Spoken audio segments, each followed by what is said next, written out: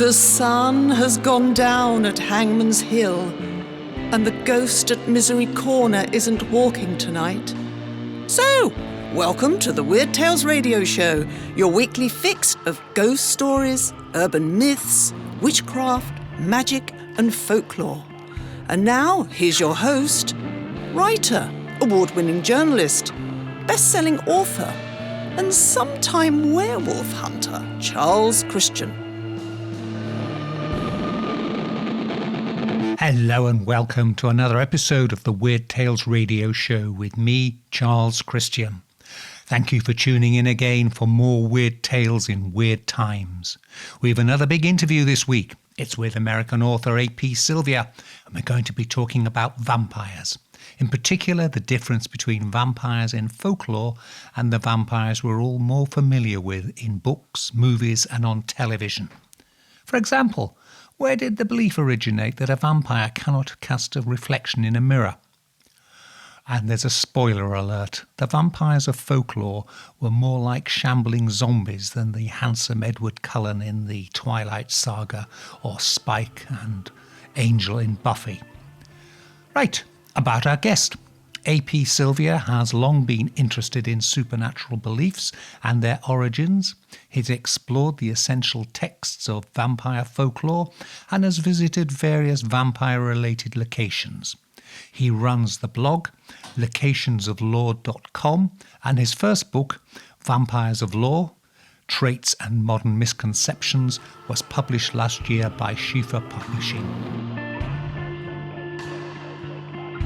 I suppose the first question I'm intrigued to know is what started off your interest in vampires? What was the thing? Was it, watching movies or books or, of all the areas of the supernatural and folklore, what was the attraction of vampires?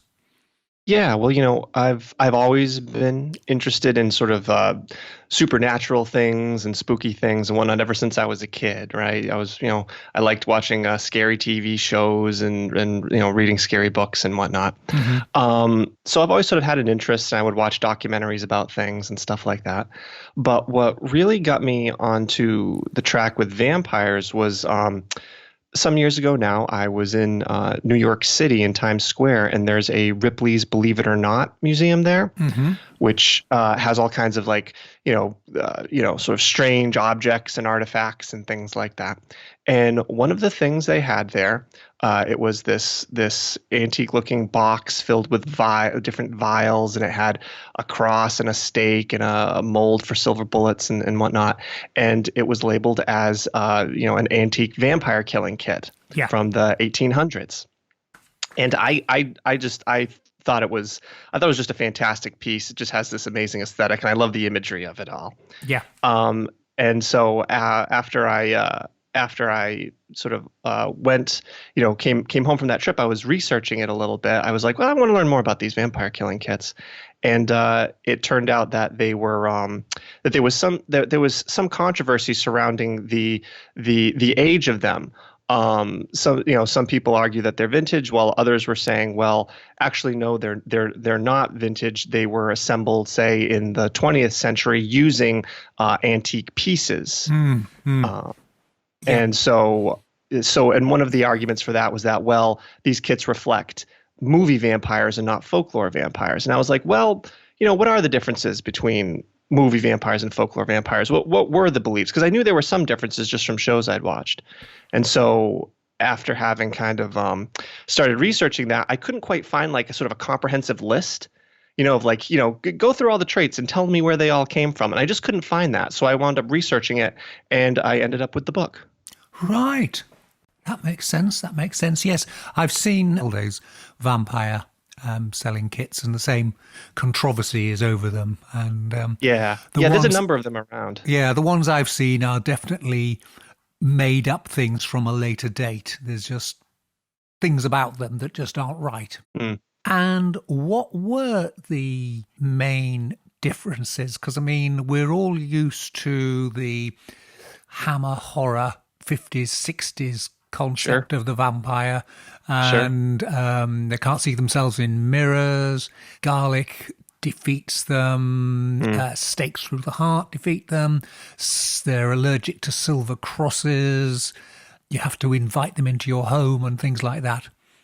Yeah. So I basically kind of went through all of those different things, and sort of each chapter sort of devoted to a different trait that we associate to vampires. So like I talk about garlic, I talk about steaks, and all these things. Some things I found do line up with what we believe, but other things don't, that they are kind of inventions of literature or the movies.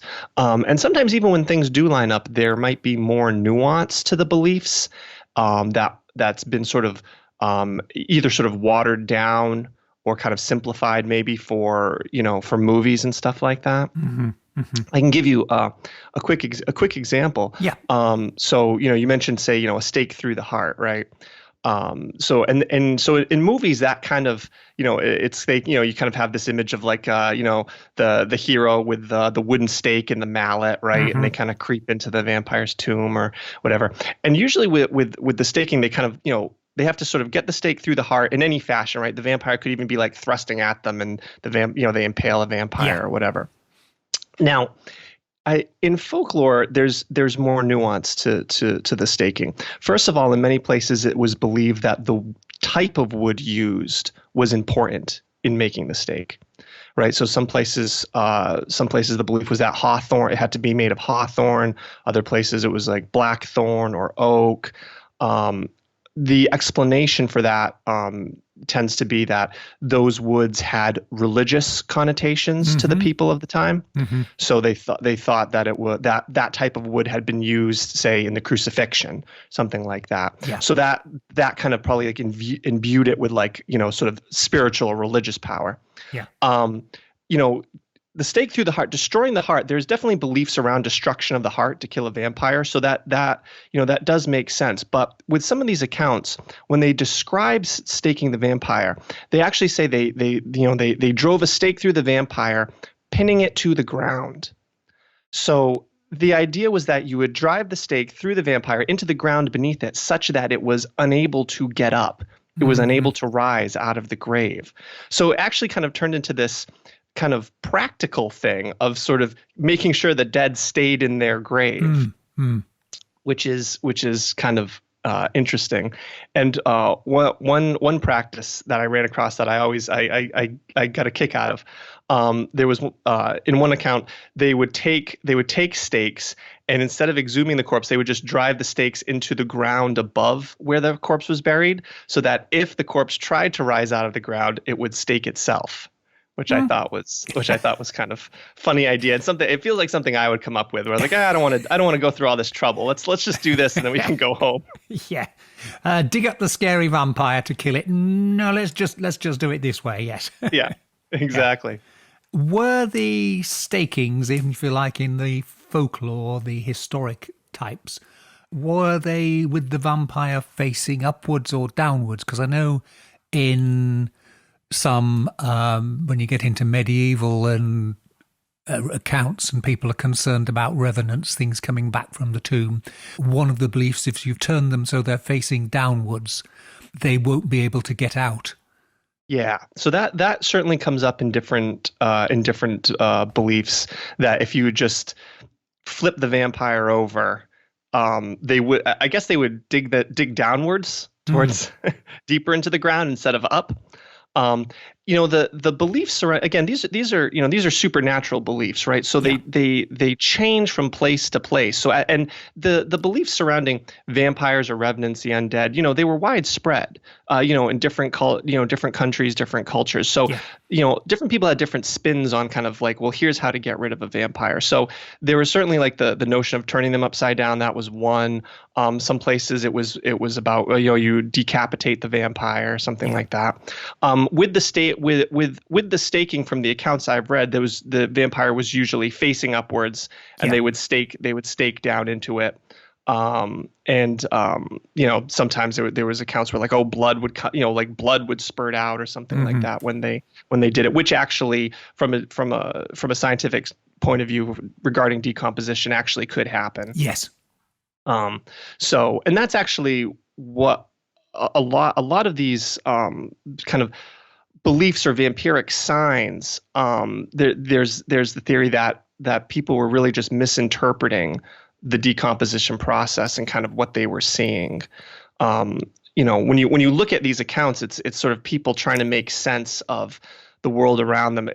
There's some kind of plague or malady that's going on in their community, and they're trying to make sense of it, and their suspicions turn towards the dead. Yes. And then, they exhume these corpses, and then they see things that to them don't make sense. Yes. And they take that to be the vampiric indicators, and then they take action. Yes, because, one of the features, I believe, of decomposition or the process is that the skin on the fingers shrivels, so it makes the nails look as if they're longer.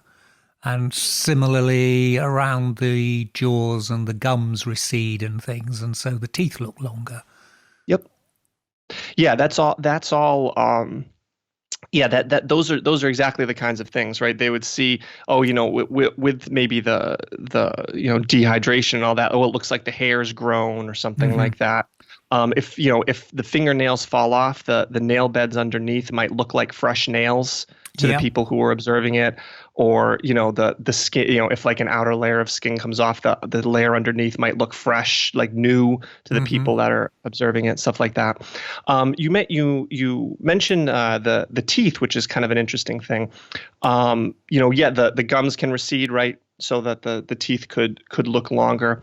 There are a couple accounts where it mentions that the vampire had long teeth, elongated teeth.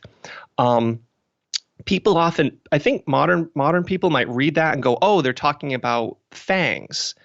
But the accounts don't say fangs, right? They say, oh, the teeth were longer. So that would imply all the teeth in general. Yeah. The whole notion of the two fangs, the extended canines, and the two marks on the neck, that actually isn't in folklore at all, which I think probably would surprise a lot of people because it's so iconic to kind of vampire movies. You look at the neck and you see the two puncture wounds, and it's the vampire. And you don't read about that in the accounts. If there, it does sometimes mention there was a wound on the neck, but it will say it's a wound singular. It's not two puncture wounds or something like that. Yeah. So the fangs actually got introduced in the mid 1800s in literature.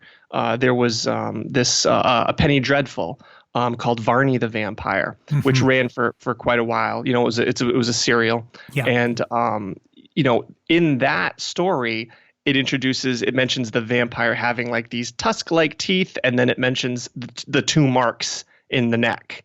And so it introduced this notion of the fangs, which now we take for granted. But back then was sort of this brand new imagery for vampires, which I always find interesting. In folklore, though, kind of the one thing I did find that was fang-esque was that there was one belief that in one area that the vampire had like a barb on its tongue, like a stinger. Right. And so, like maybe that accounted for like a wound they saw or something. You mentioned about different areas. The concept we have is very much brought on by Bram Stoker's Dracula, that it's the Carpathian Mountains, Transylvania, Eastern Europe, the Balkans, and then it sort of spreads across Europe. But other societies have vampires, and there's sort of been legends of blood-sucking creatures coming back from the dead, going back, hundreds of years, haven't they, if not thousands of years? Absolutely, yeah. So, definitely people associate the vampire, sort of to that region.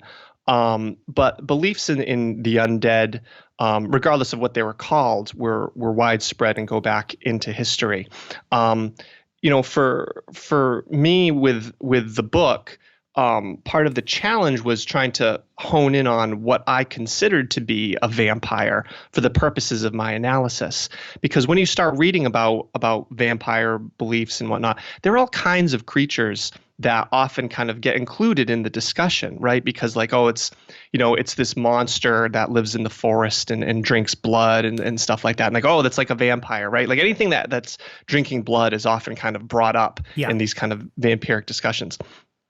But for me, I felt that, some of these beliefs and creatures didn't really fit the mold of a vampire, and I felt sort of muddied the water if you're trying to kind of get at maybe some of the psychological roots of where the vampire came from. So to really kind of start in on my analysis, I had to come up with my own definition of what a vampire was, and I came up with sort of 3 criteria for the vampire. Mm-hmm. And so for me, the first criteria was that the vampire is the corpse of a once living person, right? So it's not some kind of demon or monster that was never human to begin with, right? Because there's tales like that, right? Like, oh, there was this supernatural entity and it sucked the blood of people and it ate people and stuff like that. Yeah. But it was never a person. It was never like a member of the community or something like that, right? Yeah. So that was the first step, that the vampire, they're undead. It was once a living person. The second thing was that the corpse is harming the people in some way. So I actually broadened it out beyond just the blood drinking, because when you look in some of these accounts, yes, blood drinking is present in some of them, but sometimes that's not the only thing the vampire is doing. In some accounts of the undead or revenants, blood drinking really might not be mentioned. It might be other things. But there's like one account where they thought a dead person was causing a drought or something like that. So yes. I again, to me, it was more about the fear of the dead and what the dead could do to the living. Mm-hmm. And then lastly, to destroy the vampire, action has to be taken against the corpse itself. So the vampire, there's a physicality to vampires. They're not like, sort of ghosts that are just sort of, kind of untethered or floating around or something like that. Like there's a real corpse in a cemetery in this community, and that is the actual source of whatever problem the community's facing. And so to solve their problem, they have to look towards this corpse and do something to it. So with those things in mind, I looked at these stories and all that. And there were sort of widespread beliefs. One very early account was actually I found from the 12th century, which already we're going hundreds of years kind of back before we tend to think of it, and it was actually from Great Britain. This William of Newburgh? Yeah, absolutely, yes. Yes. Yes, the vampire. Well, it was referred to it as a revenant of Anantis Castle. Yes. So and that one has like all of these components to it, right? Of this dead person, sort of causing this harm. I can go through the story if you want, but it's yes, indeedy. Yes. Yeah, so in this tale, it takes place in Anantis Castle. People today aren't sure whether that would have been like northern England or Scotland. Yeah. But basically, it involves this man who was kind of considered to be like a scoundrel in life and sort of an evil fellow, and he thinks that his wife is cheating on him. So he hatches a plan to catch her. So he tells her that he's going to be going away for a while. But instead of going away, he hides up in the rafters in his roof to spy on her and catch her in the act. Yeah. Well, while he's up there in the rafters, he loses his balance and falls to the ground and injures himself severely. So he's taken to his bed and he's not doing well. They offer him last rites, but he refuses, and then he ultimately dies. Yeah. So to the modern kind of vampire fan, there's nothing in that tale that would sort of suggest he's going to become a vampire, right? He wasn't bitten by a vampire or something like that, which is kind of how we associate vampires showing up, yes. In movies today. But, in folkloric beliefs, there was like a laundry list of things that could make you a vampire. And this guy actually checked a number of the boxes. If you were thought to be evil in life, you might become a vampire. If you committed suicide, you were at risk of becoming a vampire. Now, he didn't commit suicide, but he did kind of die. He had an unnatural death, and it was sort of his own fault. Yeah. And lastly, he refused the last rites. So he dies like in a state of sin. Yeah. So, in the folkloric mindset, this guy's kind of primed to be a vampire or a revenant or whatever you want to call it. There's many names for these kinds of things throughout, in different countries and all there. I never, to me, like, you should never get focused on, they called it a vampire. Like, don't sort of look at that. Yeah. So, and that, so basically he's primed to be undead, and that is what happens. He starts rising from the grave every night, wandering through the town, and he's kind of followed by this pack of dogs. So the townsfolk start staying indoors at night to avoid being kind of assaulted by the undead man. But unfortunately, that doesn't keep them safe. His, as the story goes, his breath poisons the air and causes a plague. So people start dying of this illness, and other people start fleeing the village.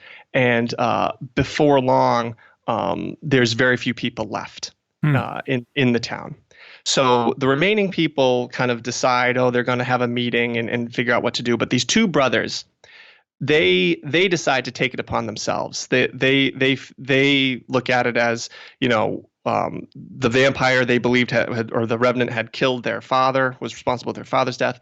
They felt that they were going to die soon anyway, so they should do something. It's kind of last stand kind of thing, right? Yeah. So while the town's kind of meeting, they go off, they go to the cemetery, they dig the man up. And they see that the corpse now is kind of bloated. As they're digging him up, they pierce the corpse, and blood comes out of it. And the story says that it was as if he was filled with the blood of many people, like a giant leech. Mm-hmm. And in the Latin, the term they use is sanguisuga, which translates to leech, but very, very literally translates to bloodsucker, right? Sanguisuga. Yep. So they take the corpse, they cut out the heart, and they burn the body. Yeah. And by burning the body, they destroy the vampire, and it's as if the flames have like a purifying effect on the air, if you will, and the plague is dispelled from the village. Yeah. So the town is saved, the vampire is destroyed. And again, that's so that has all these components, right? Of this, this undead threat. It's causing harm. They're seeing things in the body that don't make sense. And it's 12th century, Great Britain. So like you're again outside the time and the space that you think of, that we would think of, nowadays of vampires of being, Eastern Europe or maybe, 1700s, 1800s, something like that. The William of Newburgh tales are fascinating, and it is slightly confusing because he uses the term revenant most of the time, and some of the creatures he describes are quite clearly what we'd call a vampire, and others are probably what we'd call a zombie. Yes. There's some tales where the dead people are kind of just showing up. They won't stay buried and stuff like that, and they have to. There's a number of accounts that they're quite fascinating. He's a great favourite of mine, that those tales. But I say yes, that does explain it, and of course you have the cutting the heart out, not staking it, but same thing, destroying the heart and destroying the body. And again, that now follows through to the movies where Dracula, in the final scene of the Hammer Horrors, always then crumbles away to dust and the wind blows it away. And that's the end of Dracula until the next sequel. Till the next time they revive him in some way. Yes. There's usually a ring left or something, isn't there? Exactly. And someone's going to pick it up. Yes. And I wonder what this is. Yeah, exactly. It's absolutely. But yeah, the burning of the body, that's present in many accounts, because that was like the ultimate way to deal with the vampire, to destroy it. You're destroying the corpse, so there's nothing left. There's nothing left to assault the people or terrify the town. And again, it gets to that physicality of the vampires where it is the corpse. So if we destroy the corpse, so there's nothing left, then we've solved our problem. Yeah, it's not going to be able to come back and walk among us because there's nothing left. Yeah, exactly. And again, we're kind of separating it out from like a ghost or something like that, right? The vampire has this physical form that's vulnerable. So in a lot of these vampire destruction rituals, there was always some kind of like mutilation of the corpse normally. That would basically be like, we're preventing this thing from harming us by, chopping off the head or staking it or doing something where we feel now that it's dead. It's really dead now. Fast forwarding now back to the world of fiction. After Varney, the next one is probably, is it Carmilla would be the next? Yeah, I believe that one. Was would have come out next as another kind of major. That would have been Varney was 1840s, and then you would have like Carmilla, and then you would have had Stoker. Yeah. In the 1890s, and Carmilla again. You have this. In the 1800s, all the vampire kind of has this sort of transformation that takes place in the 19th century, where they go from being this kind of, in folklore, this kind of, scourge of a community, right? This being terrorized by a dead neighbor, into being these kind of mysterious aristocratic beings in again 19th century literature. Yeah, they do this kind of interesting shift. It kind of started in, I believe it was the 1820s, with this novella called The Vampire, written by a man named Polidori, which features the main character is named Lord Ruthven, who has this mysterious quality and people are attracted to him and stuff like that. And the main character of the book kind of starts traveling with Lord Ruthven and starts to realize that he has this kind of dangerous effect on people, and and sort of winds up causing harm to others, and then realize he's a vampire, right? And so that's a huge shift in kind of how vampires operated from folklore. Polidori was the personal physician to Lord Byron, the famous poet. Yeah. And so the theory goes, the two men didn't get along well at all. And so the theory goes that Polidori based his vampire Lord Ruthven on Lord Byron. And when the novella came out, it was falsely attributed to Lord Byron, so it became quite popular. But that's kind of changes the trajectory of vampires. And so now, instead of being this kind of undead corpse that's walking around the town at night and just invading people's homes and stuff like that, now the vampire is suave, sophisticated. It's infiltrating high society, right? It's you had Lord Ruthven, Carmilla, I think was I think she was like a countess. Yeah, I think so. Yeah. In Varney the Vampire, he's Sir Francis Varney. And then obviously Count Dracula, like they shift around, and now they're you might encounter a vampire, unknowingly at a party, and they're going to be maybe sophisticated, and they're going to be able to move in social circles and stuff like that. And that certainly wasn't the vampire of folklore. You didn't in folkloric vampires, you didn't accidentally bump into one at a party or something like that necessarily. Yes. And they're like, they're hanging out telling stories or something, telling funny anecdotes.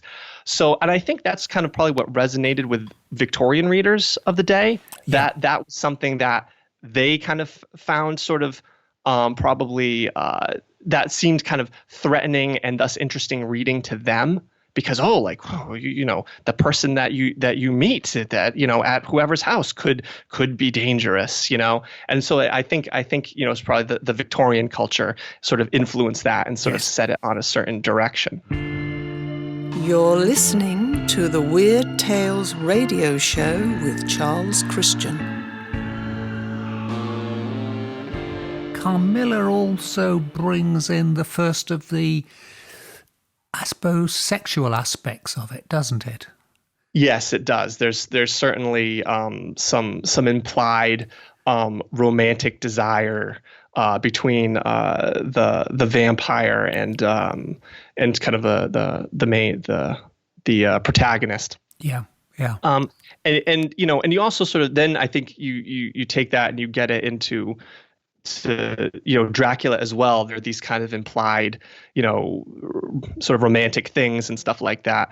And again, I think that probably was, I think in Victorian times you couldn't say things explicitly. There was nuance to stuff. Yes. In literature. So I think the authors were incorporating that and making something that was kind of, resonating with the audience of the time. And so that obviously has stayed with us. And now, in modern stories, it's the vampire is hunky or whatever, that kind of thing. But that trend started with these 19th century books. No one was no one wanted to go on a date with a vampire. In sort of the folkloric period, for sure. That was not that was not something that people wanted. Yes. Basically a blooded, shambling corpse. Right. And then in the 19th century, you have characters like, Carmilla, and there's this kind of romantic tension going on between her and the female protagonist. And so that, that's obviously, certainly of note in literature. So yeah, I find it interesting that the vampire has evolved and sort of changed over time to kind of sort of meet the needs of the audience, so to speak, whether it was, villagers in the past trying to explain something away, whether it was, kind of something that was scary or tantalizing to Victorian readers, or, something that's, entertaining for us today. Now, one of the things that I'm sure it's an invention of the movies. No, it does crop up in Dracula as well, doesn't it, in the novel? Their ability to shapeshift. And the bats element of it. And obviously we have vampire bats, which are a real thing, but they only live in South America and attack cattle or something anyway. But I mean, there's this bit where they, Dracula throws his cape around him and next minute flies away as a bat. But I do recall, there is a scene where at the beginning of Dracula where I've forgotten his name, the English lawyer guy who gets... Oh, Harker. Yeah, peers out of the window and sees, I think, Dracula climbing up the wall or something towards him. Yeah. Well, there's one scene in the novel where Dracula's like, I think he's like climbing down the wall, but his like cape is, or it was like his cape is like going in the wrong direction. Yeah. Like it's that's kind of fun imagery for sure. Yeah. So the vampire, obviously, it's funny. So the vampire associations to bats in our kind of modern imagery, they're very much connected, right? With tons of movies have the vampire kind of like magically turning into a bat or what have you. Yeah. And oftentimes people assume that, oh, well, there's a vampire bat, so obviously there's this connection, and maybe people, vampire bats is what influenced vampires or something like that. So that's certainly not the case. I mean, as you said, vampire bats, they're native to the Americas, so Europeans only found out about them in like the 1500s, and then you gotta like wonder how long did it take for that information to kind of spread around. Vampire bats were named for the monster, right? Not the other way around. Yeah. So interestingly, in folklore, so for a long time, it was thought that Bram Stoker invented vampires turning into bats. It was kind of generally thought that Stoker had come up with that and originated that. In researching my book, I ran across a scholarly article that was written fairly recently, which identified like a couple earlier literary works that had the vampire. turning into the bat. And also interesting, found like two like folkloric references to a vampire turning into a bat. So it's not non-existent in folklore, but it's sort of like virtually non-existent. It's almost not there. It's, for the longest while people thought it wasn't there at all. So that the connections with bats and vampires in folklore are, let's say, extremely limited. And although Stoker can't say that he originated it, Stoker certainly popularized the whole notion. We wouldn't have it today if it wasn't for Stoker. But the funny thing is that in folklore, vampires were believed to turn into all kinds of other things. There's a number of accounts of vampires turning into dogs. That's well established. If you look at some references and things, there was like a laundry list of animals that vampires were thought to turn into, like cats or goats or like frogs or like even like fleas and stuff like that. There was tons of animals that they were sort of thought to be able to sort of, I don't know, transform into. But it was and there's even one account where the vampire turns into like this giant hen or something. So it's kind of interesting, but bats, which are like, come on, bats, they're nocturnal creatures and they're creepy and all that, they're like not around. So it's sort of strange that happened in that way. So the vampire, depending on time and place, was thought to be able to turn into different kinds of creatures. But the dog, which obviously in Dracula, Count Dracula turns into a wolf. So there's a precedent for that in folklore. There's a whole wealth of folklore of hellhounds and creatures of that nature. So they all fit together. And of course, yes, scavenging dogs running around the place, eating anything. They've got a bad reputation to start with. So it fits in with there. Yeah. Right. I mean, it's not surprising. People might have seen like, there's a new burial out there. And then the next night you see a dog leaving the grave site. Yes. It's a vampire. That's the vampire. Well, in fact, maybe it was just a dog that was attracted to the smell or something like that. Yeah. The crucifix element of destroying vampires makes it very much a Christian-oriented scenario. How do you then deal with it if you've got a Jewish vampire or something? I know, right? I think one of the things to keep in mind, the stories and the beliefs are a product of the time and place. So in places that were predominantly Christian or Christian nations, they had that spiritual worldview, and thus they were going to incorporate that into their supernatural beliefs, right?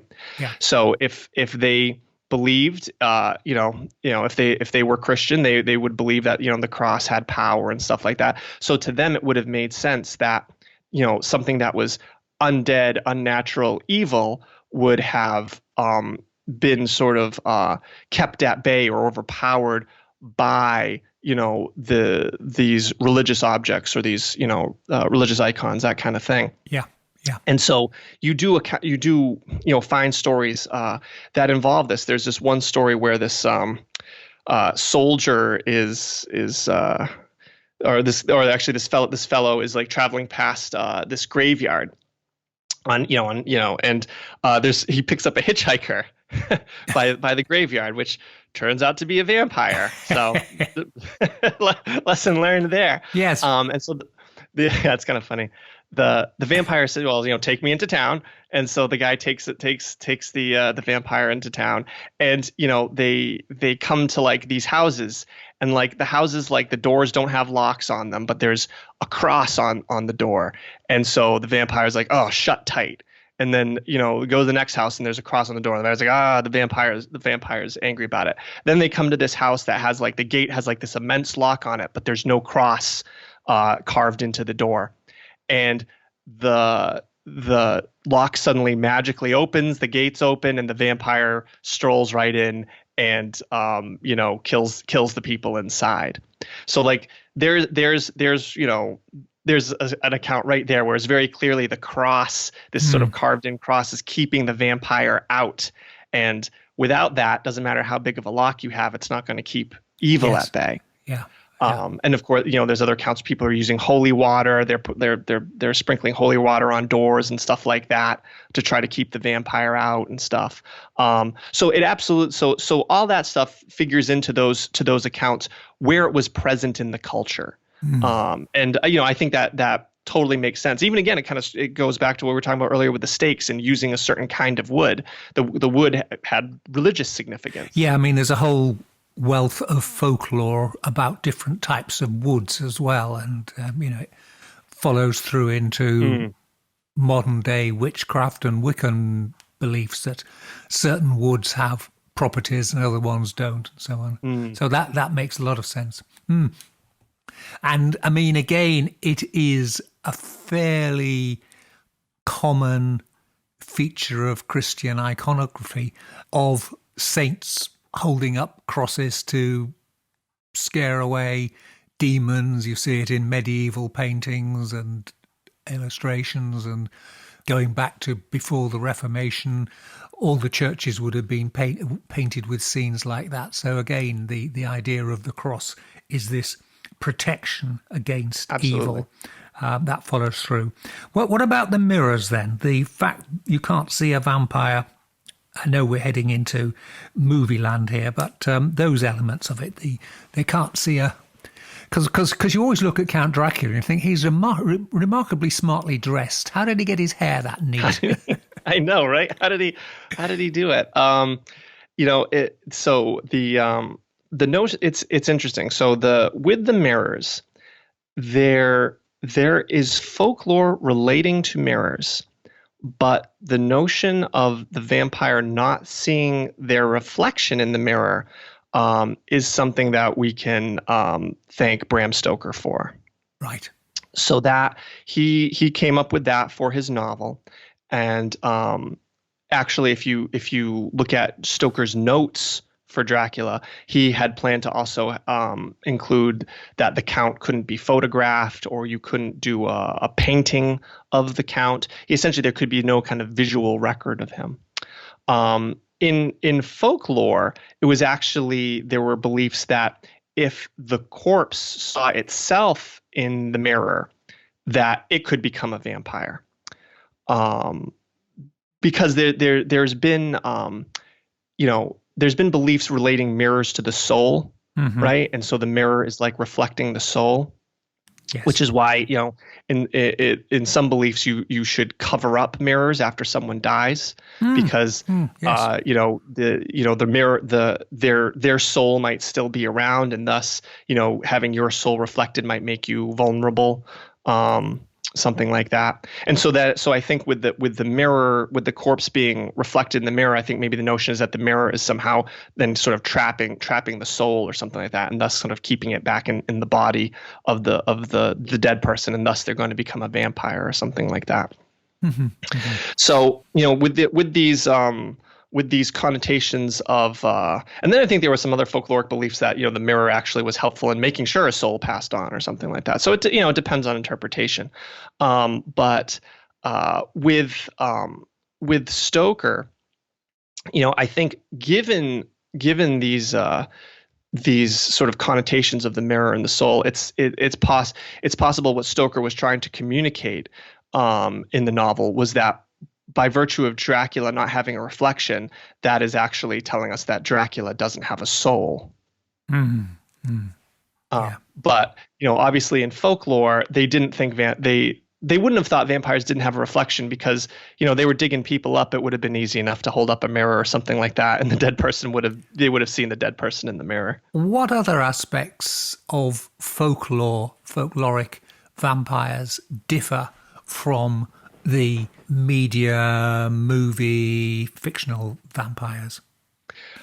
Yeah, well, I mean, obviously there's a number, but I think one that might surprise people is the sunlight, and the vampire being vulnerable to sunlight. Right. So in the movies, right, sometimes they'll dramatically maybe like tear down the curtain, right? And oh, it's dawn, and then the vampire gets hit with the sun, and now they sort of crumble to dust or what have you. That's very, very kind of well established. So established that if you're doing a movie where the vampire is not vulnerable to sunlight, the movie has to like acknowledge it in some way, right? They're like, oh, that's just that's just a fairy tale or whatever. They have to like hang a lantern on it because it's the expectation people have. So in folklore, this is not present. Vampires were certainly thought to be, by and large, they were thought to attack at night or be nocturnal. That's when people often would report that they had seen the vampire, been attacked by the vampire. Was at night when they were asleep. But there was nothing that said that the vampire was destroyed by sunlight. There were some accounts where people claimed they saw the vampire during the day, walking around at noon or something like that. There are a series of tales that involve the vampire becoming lifeless at dawn.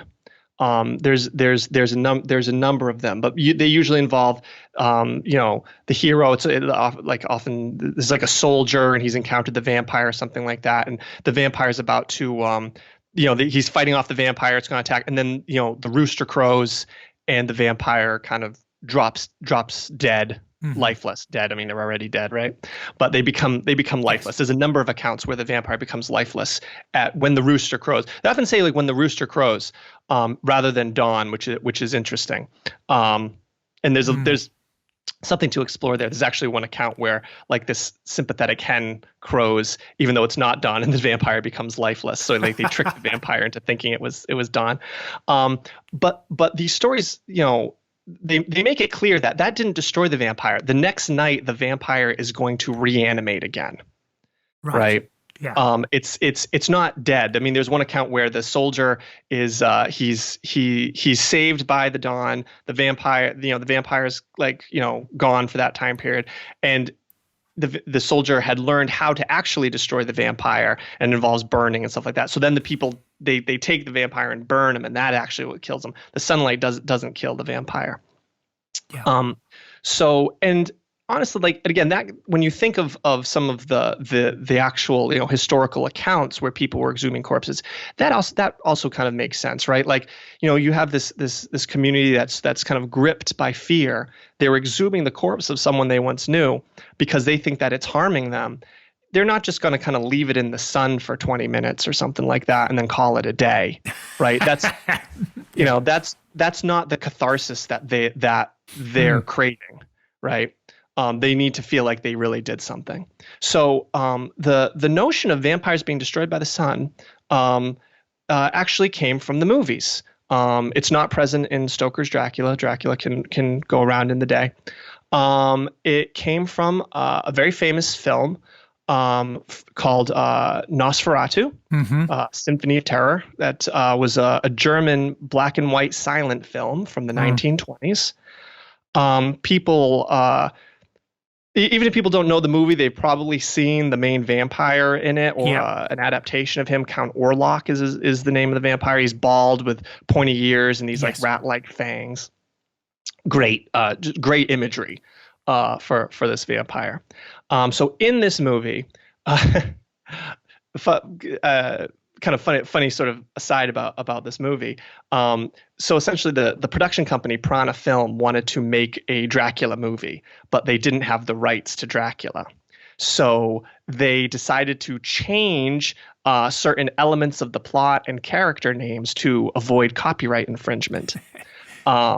Unfortunately, it didn't work. Bram Stoker's widow sues them, and the judge actually orders that all copies of the film are to be destroyed. But thankfully, some make it through. They don't get destroyed, and so we still have this film today. Yes. But in the film, they have this book that kind of the main character has this book to kind of explains how to explains vampires essentially, and this little book talks about this ritual to destroy the vampire. So in the movie, they perform this ritual where it involves someone having to freely give of themselves to the vampire. So the vampire sucks their blood for the entire night, and then at dawn, the vampire will be destroyed. And so that's what happens. One of the main characters, she gives herself over to Count Orlok, and he drinks the blood. And then as he's leaving her room, it's this iconic scene. The sun peeks up over the horizon, and the vampire sort of turns dramatically with his hand in the air. And then the next shot is like this just like this kind of smoke rising from the ground. Yeah, yeah. And so that's the first time that the sunlight actually kills a vampire. What's interesting, though, is that it depends on how you interpret it, because in the movie, it's a vampire destruction ritual that involves someone freely giving of themselves. So you could interpret it that it wasn't purely the sunlight that kills Count Orlok. It was the sunlight and the willing sacrifice. So if that is the case, then our kind of modern notions of vampires being destroyed by the sun is actually kind of a misinterpretation of this 1920s film. Yeah. But kind of either way you want to take it, that is the moment where the sunbeams destroy the vampire, and sort of the rest is history, so to speak. Yes. What do you think of the way vampire fiction and TV and movies has moved on in the present day? So we're talking post, if you like, Interview with a Vampire, which is keeps to the more or less classical vampire concept, but to True Blood and the more modern elements of it. Yeah, I think the vampire is moving in a few different directions. I think one thing I think that's sort of that's kind of coming out and I think is interesting is sometimes there's a scientific take on the vampires. So the vampirism is caused by like a virus or something like that. Mm-hmm. You get that in some shows.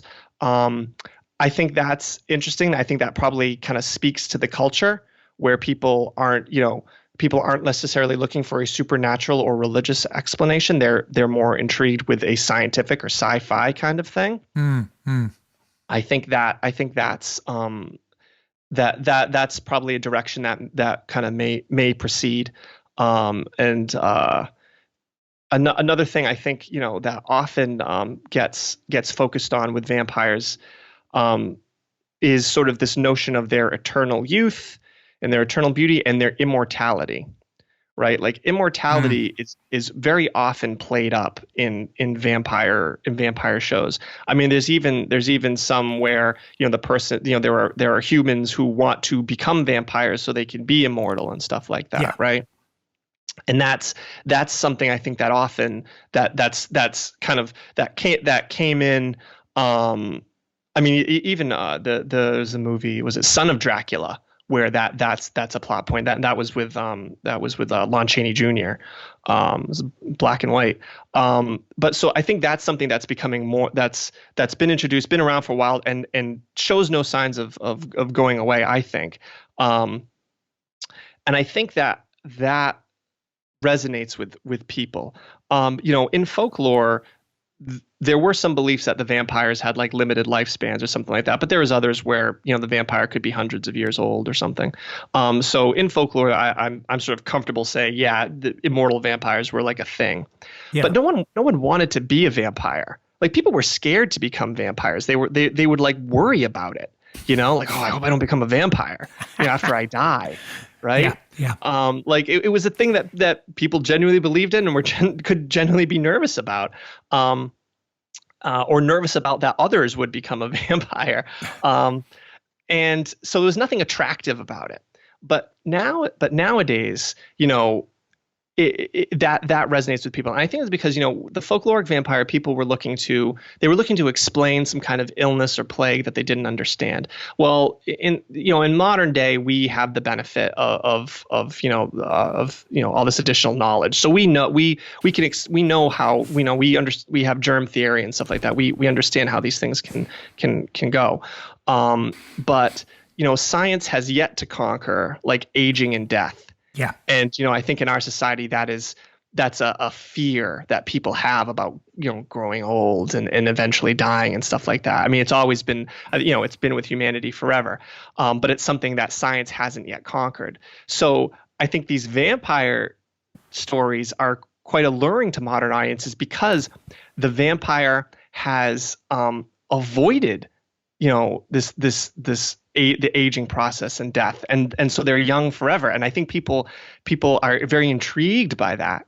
But at the same time, in these stories, in order for them to circumvent death, they are sort of forever cursed because of it, right? Yes. Now they have to survive on the blood. They have to live in darkness and stuff like that. And so I think that also kind of speaks to us that, maybe there's a lesson there about, it's, the natural order can't be subverted without dire consequences or something like that.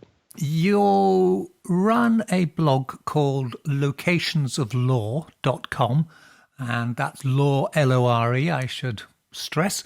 And your first book is Vampire Lore, Traits and Modern Misconceptions.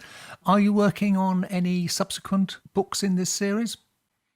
I've got a few different ideas rattling around. I have an interest in folklore, so I'll probably kind of continue down that road, exploring maybe some other sort of folkloric beliefs about monsters and that kind of thing. But we'll see what happens. Thank you ever so much for your time. Well, thank you. I really enjoyed chatting with you. Cheers now. Alrighty, bye-bye. Once again, a big thank you to our guest, AP Sylvia. You can find his book, Vampires of Lore, on Amazon and check out his locationsoflore.com blog. Now it's almost time for us to go, but here's one final thought. And an appropriate one, because we've just been talking about vampires and blood. Did you know that the month of November used to be called Blood Month? Why? Because according to the Anglo-Saxon monk and historian Bede, writing sometime around the year 725 AD, this was the month when surplus livestock was slaughtered because there'd not be enough forage to feed the animals throughout the winter months. And so the meat didn't go to waste. After all, it would be another 1,200 years before the first consumer refrigerators and freezers became commercially available. The carcasses were drained of blood and then salted to preserve them. So, plenty of blood spilt in the blood months of old, and coincidentally, this was also the last time people were able to feast on fresh meat for the better part of 6 months. Anyway, this is Charles Christian saying thank you for listening in. Please join me again next week. Until then, stay well, stay weird. Goodbye. Black Shuck, the demon dog of East Anglia, is baying at the moon, which means it's time for us to go. You've been listening to the Weird Tales radio show with Charles Christian, your weekly fix of ghost stories, urban myths, witchcraft, magic and folklore. You can keep in touch with us online at www.weirdtalesradio.com, by email to weirdtales@icloud.com, and on Twitter @ChristianUncut. Join us again next week for another edition of the Weird Tales radio show. Good night.